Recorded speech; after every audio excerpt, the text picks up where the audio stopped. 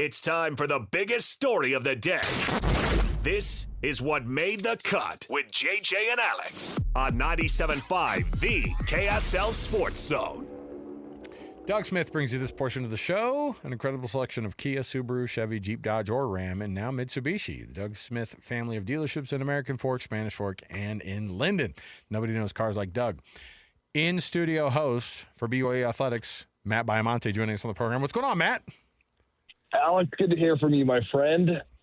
As always, we got to jam a little bit at the during the pregame meal up at Lavelle Edwards Stadium prior to that Stanford game. And knowing what we know about this team, what do you know about BYU? You're only 2 games in.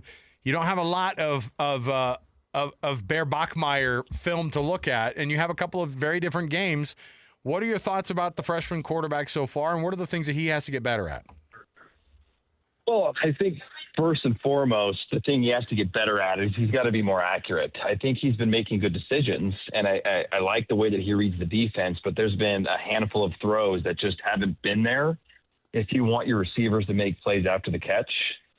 And then I think the thing that he has been good at is he's taking care of the football. And I like that it appears that he's getting through his reads quickly. There's not a lot of times where he's got happy feet in the backfield and it doesn't feel like you know where he's going with the football. He's been decisive. That could very well be somewhat of a byproduct of their first 2 opponents and the quality of those teams, which, you know, I don't think anyone would argue, guys, that Stanford and Portland State are some of the best college football teams in the country. So that could be a byproduct of that. But I like that it looks like he's getting through his reads quickly. I just think when he makes the right read, which he's done so much through these first 2 games, can he be a little more accurate to allow his receivers to make some plays after the catch?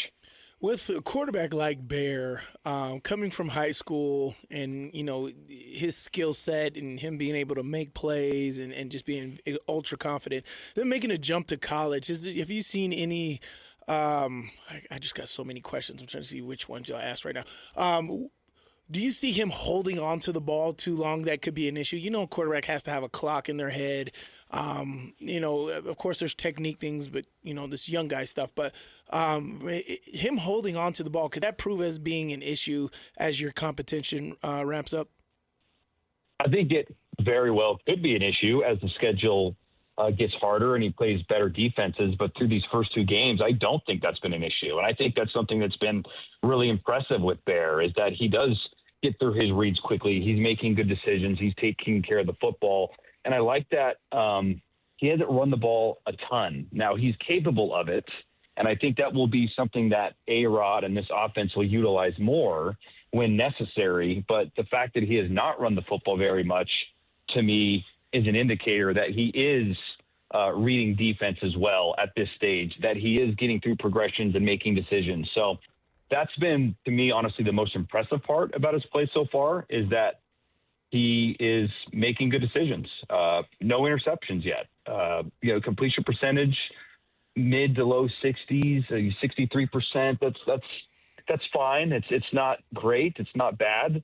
It's better than what Jake Retzloff had last year by a few percentage points. So, but again, the Portland State, the Stanford, how much do we really know there in terms of the decision making and all of that stuff? I think after this weekend, we'll have a much better idea if those first 2 games are an indication that he is further ahead than most true freshmen are, or if it was just a byproduct of playing 2 subpar opponents in Portland State and Stanford.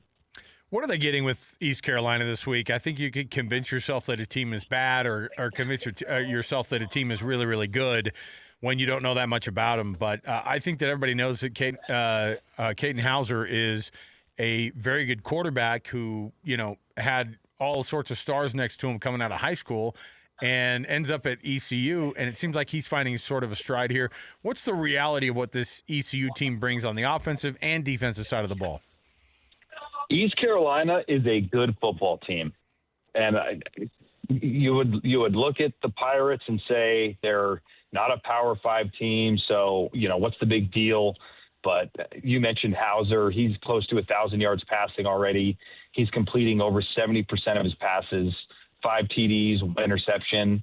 They are a really good passing team, but they're not solely reliant on the pass. I think they can run the ball as well. I think they're a little bit better in the throw game than the run game.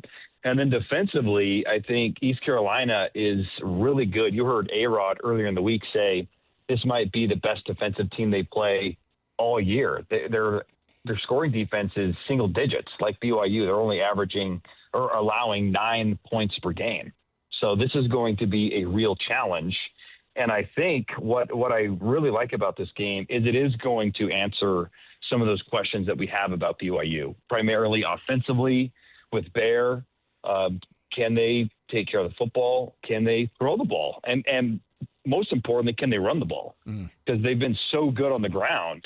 Is that something that you can sustain against a really good defense? And then the other thing that will be really fun to watch, and it will be a clarifying game from this perspective, BYU's defense is unreal right now. Scoring defense, 1.5 points per game. That's best in the country. Like, they've been dynamic. They've been lights out, but they haven't faced an offense like this. And I think that if there is a weakness in this defense, and weakness might be the wrong word, but that there's something that a team could take advantage of, I still have a few question marks about BYU's pass defense.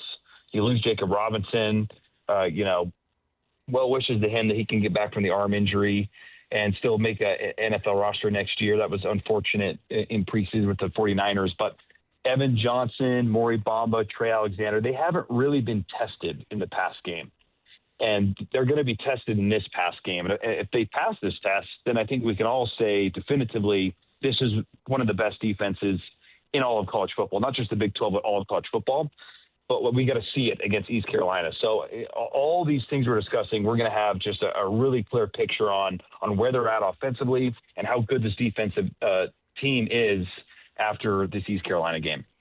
Man, we all know that coming off of a bye week, there's some rust. Some people take advantage of and come exploding off of a bye week. Some people get rust. I know there was a lot of learning curves, and even with the injury to JoJo Phillips, there were some things that BYU wanted to work on. What are you hearing that Kalani did during this bye week to make sure that they can start out aggressively against East Carolina?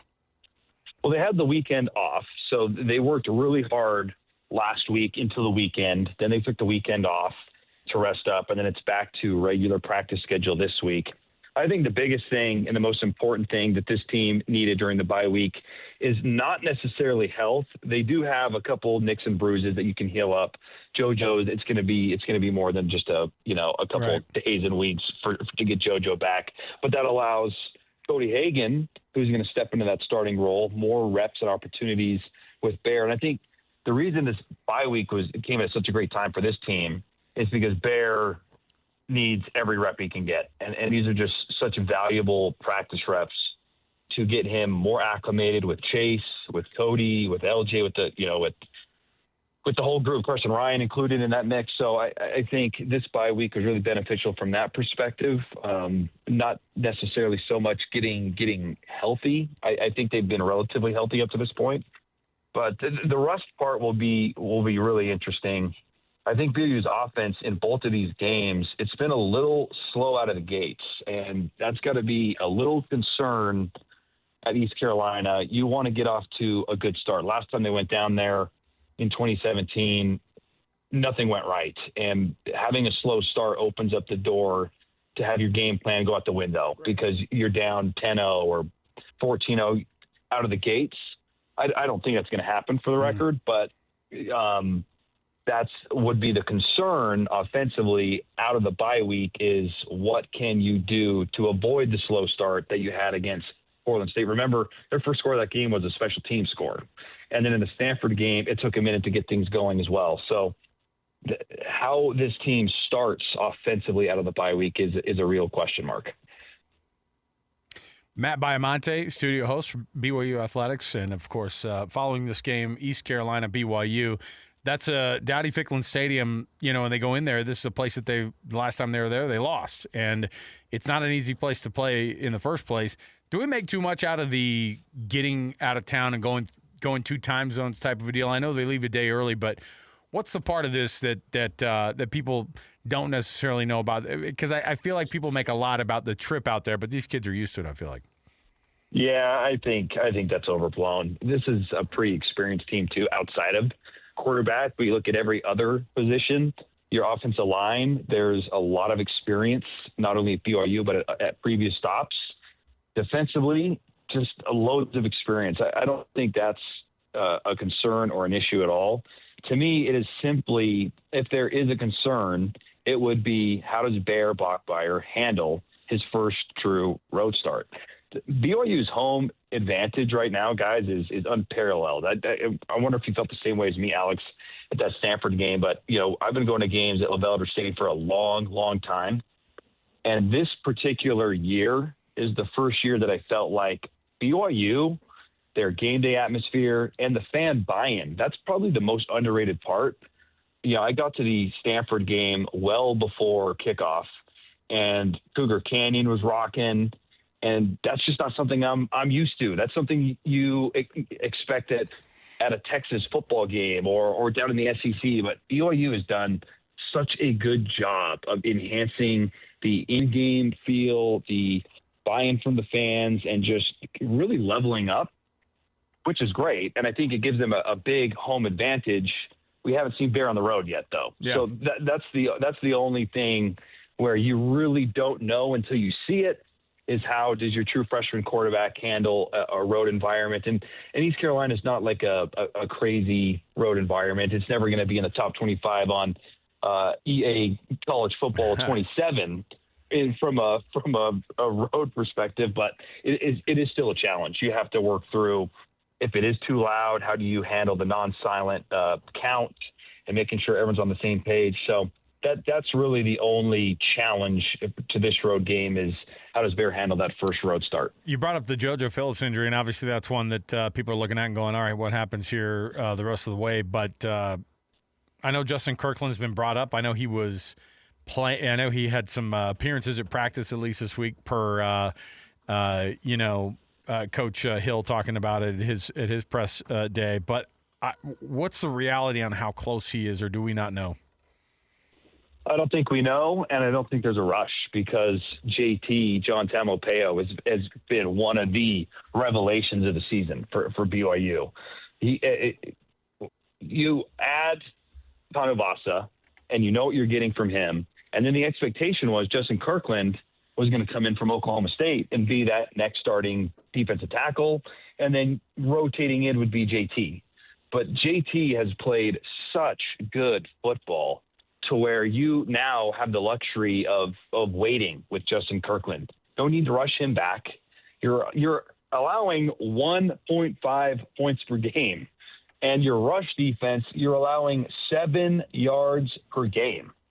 The guys playing right now are more than getting the job done. And JT's been a big part of that rush defense, along with Keanu Tanuvasa. So I would be stunned if we saw Justin Kirkland. Never say never.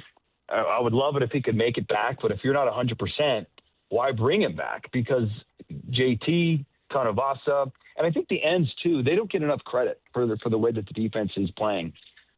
Tyler Batty goes pro, and you lose Blake Mangelson. There was a lot of departures on the defensive line, guys, and that was a big question mark. And you look now, and Logan Latui, getting him back was huge. Bodie Schoonover, I think, has done a really outstanding job. He's been in the program for a while. He's now getting his chance, and I think he's playing well. So with Justin Kirkland, I think no need to rush him. And then with the wide receiver group, you've got such great depth there. And there's dudes that haven't really made an impact yet that I think will be ready when their name is called. Tay Nakua is a guy who showed well in spring football and fall camp. He might get more snaps now that Cody Hagan's being elevated.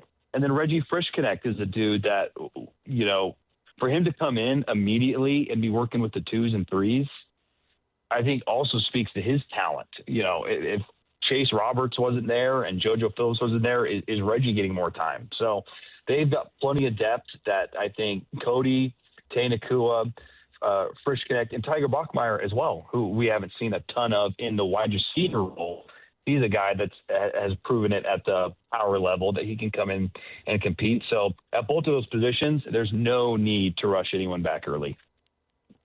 Matt Baiamonte, in-studio host, BYU Athletics. We appreciate you being on the program as always, Matt, and we'll be watching this one this weekend. We'd love to dip in with you again later on in the season, of course, as we get to know the team a little bit better. Thanks, man. Yeah, anytime for you guys. Appreciate it, Alex. There you go. Matt Baiamonte, everybody.